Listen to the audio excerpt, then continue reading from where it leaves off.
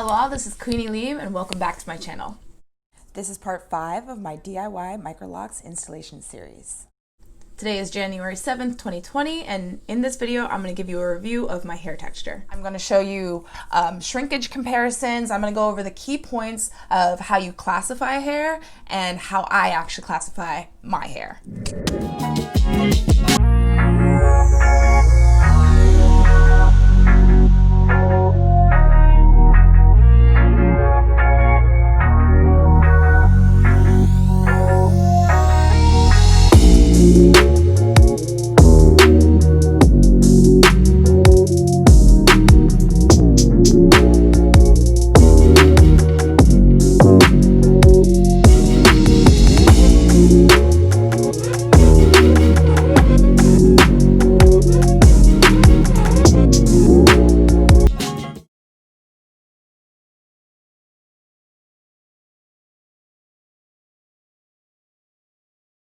Okay, so I went to allure.com to find the different parameters for how you classify your hair type, you know, like 3A, 2A, 4C, 4B, and I'm going to put a link for that website in the description box below.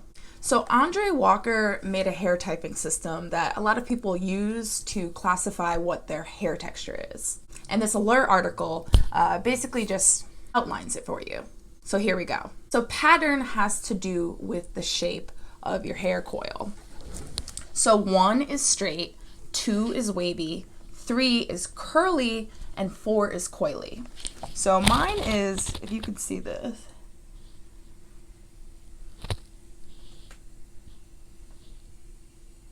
that's a coil. If you can even see it. Sometimes you can't discern it.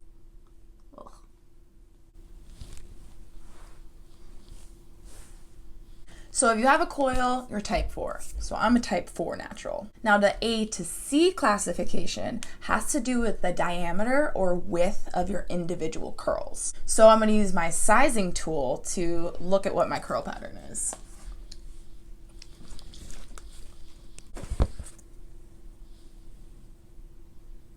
So yeah, if you look here, it's about 1/8 of an inch in diameter.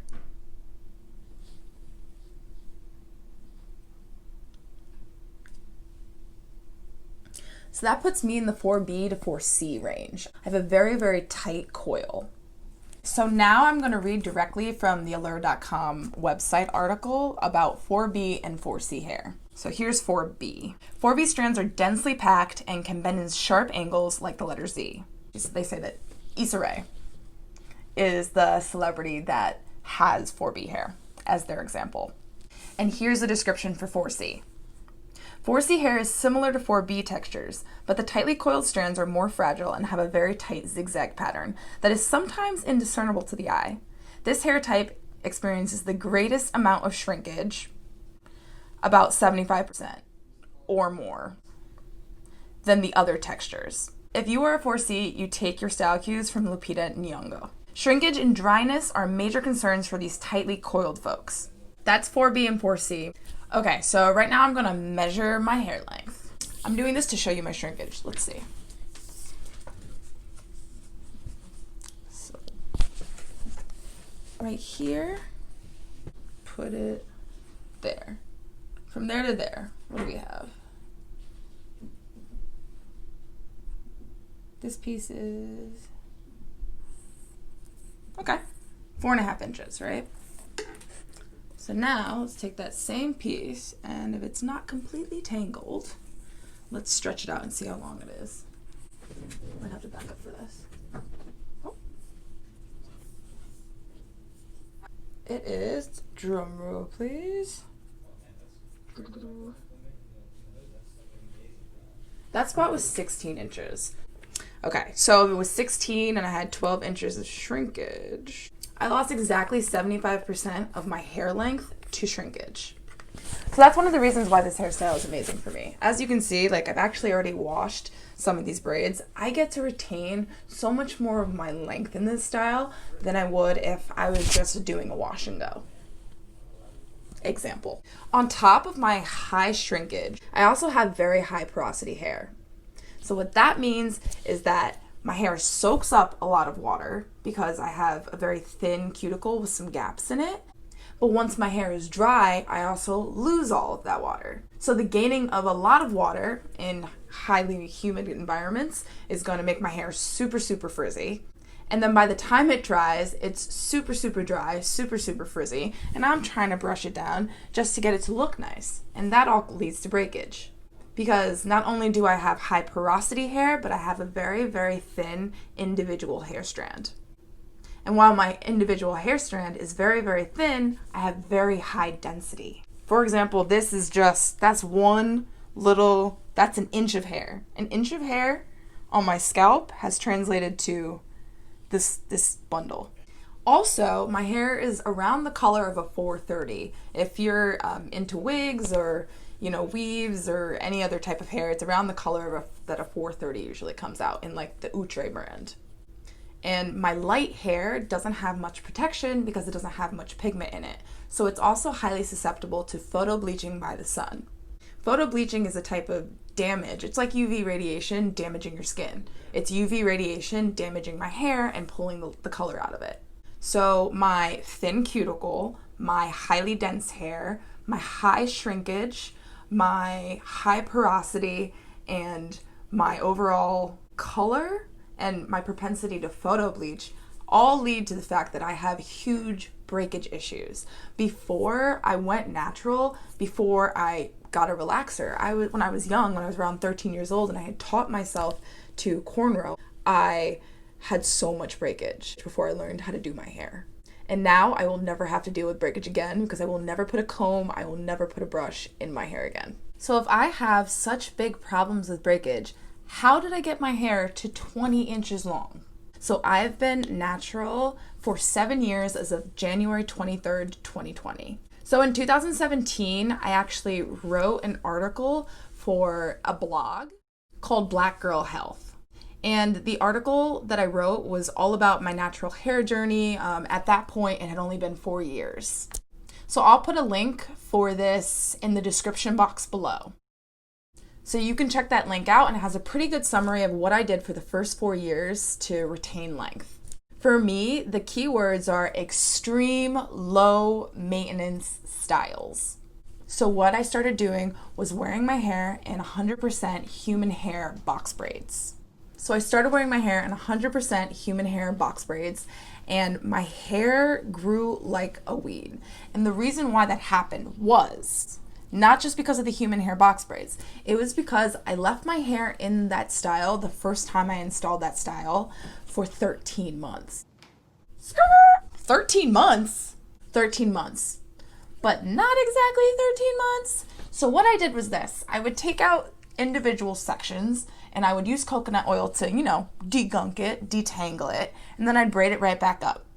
And once I had done a good portion of my hair that had grown out, I'd wash it and I'd get as much of the coconut oil as I could out of my hair. And then I just went about my daily life.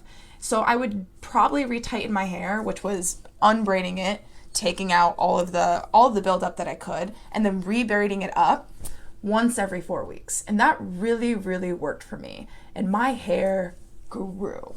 So here's a picture of what it looked like after I took it out after the first 13 months of having it installed. So that was the style that I attribute to the most growth of my hair. Other extreme low maintenance styles that I've tried, I've also done box braids with synthetic hair. I like those, but I didn't like that they were heavier. I've also tried mini braids, which is when you just box braid your own hair with no added hair. But what I didn't like about that style was that I felt like my ends were starting to dread. And I didn't want that to be a permanent style for me because I thought that it didn't really show how thick my hair is. And for me, I'm proud of how thick my hair is. It has caused me a lot of trouble, and I really wanted a style that showcased my natural hair texture and my natural hair density. So I was looking everywhere. And then I stumbled across Dark and Lovely's Instagram. And on her Instagram, I found the style of sisterlocks. and I became obsessed. I studied and I researched and I went on Instagram and Pinterest and Google for 2 to 3 months, and I was like, oh my God, when I'm done with grad school, I'm 100% getting sisterlocks. But then I decided I didn't want to wait that long. I didn't want to wait that long at all. I wanted the low maintenance, and I wanted the ease and the manageability of a style that really just let me be myself. So I decided, after a lot of careful deliberation, that I was going to install my own DIY MICROLOCS. And here we are. And I'm very, very glad as of now, like seeing this texture, that I made that decision. I really don't see myself going back. So my hair texture was mostly what I wanted to cover today. I wanted to make sure that I documented my hair texture before it was completely locked up. But I did do some locks as well today. I did these ones in the front. So I did the 21 that I already counted in part 4 of my video series. I did do some locks as well today. I did these ones in the front. So I did the 21 that I already counted in part 4 of my video series. So we're not going to add those to my count. So besides those 21, I did 10 today. So that's right here. This is section 21. So in total, I now have 345 locks. But before I go to bed, I'm going to finish up section 21. There's only 2 rows left. At most, there's going to be 6 in each row. So at most, I have to install 12 more before I go to bed.